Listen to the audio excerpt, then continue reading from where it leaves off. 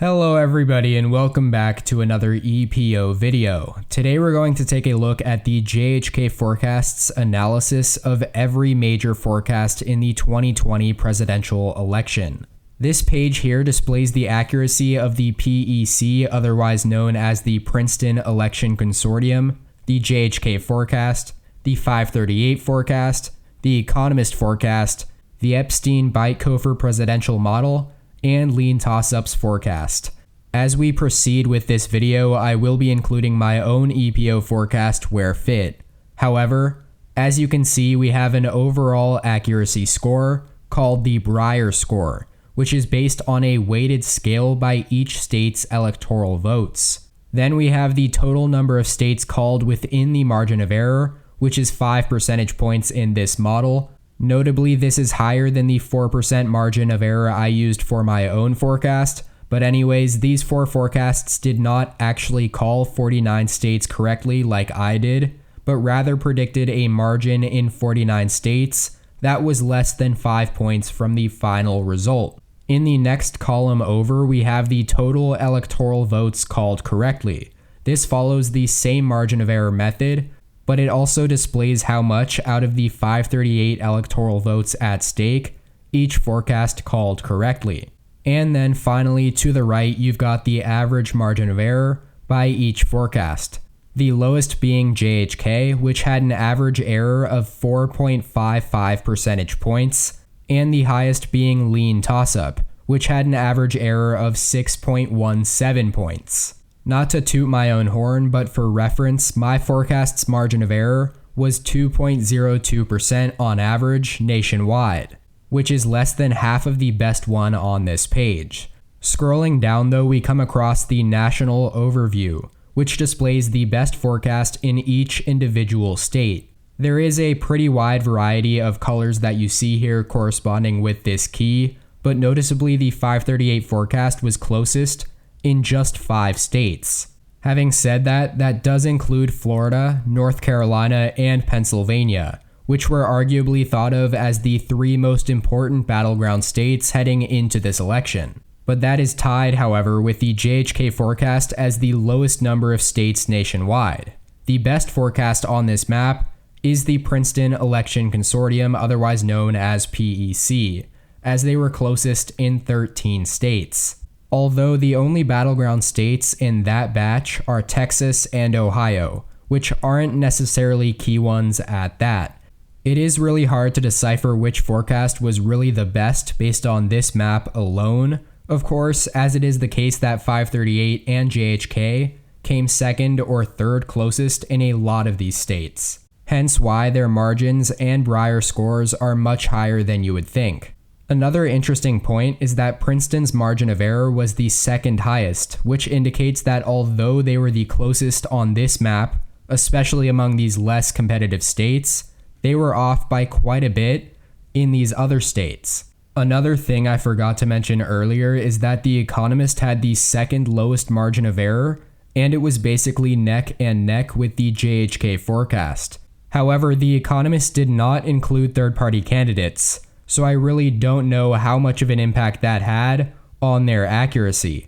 But third parties did underperform nationwide compared to expectations, and especially compared to 2016.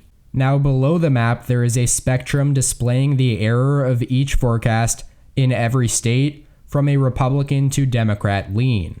On average, it is overwhelmingly obvious that these forecasts favor Joe Biden by a significant margin. That's not necessarily due to bias, but rather that Trump overperformed polling data across the board. The biggest clump of dots is right around R plus 2.5-ish points to R plus 5 points. So that means that Trump overperformed these forecasts' margins in most of these states by anywhere from 2.5 to 5 points. Very, very few forecasts favored Biden in any of these states whatsoever. And I'm not entirely sure what this yellow dot is over here, but it does indicate that Bytkofer favored Trump by over 10 points in a state somewhere, which is pretty ridiculous. Finally, the last thing to go over is the forecast overview, where we can select any forecast and take a look at their accuracy and bias. Starting with the JHK forecast, the map is almost entirely red, and their biggest misses came in Hawaii, West Virginia, and New York. Although New York has a lot of Democratic vote left to count, so I would imagine that it is pretty red for all of these forecasts as of right now. Credit to JHK though for calling Georgia correctly, which not many other forecasts or experts can attest to, myself included. Saying that, however, their margins in the Rust Belt were woefully off. They had a 7.6 point error in Iowa, 7.4 in Wisconsin, 4.9 in Michigan, 7.1 in Ohio, and 4.2 in Pennsylvania. The only other forecast I am going to go over in depth is the 538 forecast because it is the most well known and for a number of other reasons, but they also have a very red map. Although they have less really bad errors overall. Their margins were a smidge closer in the Rust Belt, but they were off by a lot more in many very conservative Trump states across the middle of the country, which negatively impacted their average error. Now for the final fun part of the video. I took the liberty of compiling every major forecast's battleground data, including mine and the 4 others that I have used the most on this channel, and I inserted all of that into this spreadsheet. As you can see, we have my EPO forecast, the JHK forecast, the 538 forecast, the Our Progress forecast, and finally the Economist. The 15 battleground states with the closest margins that I selected are all here on the left side.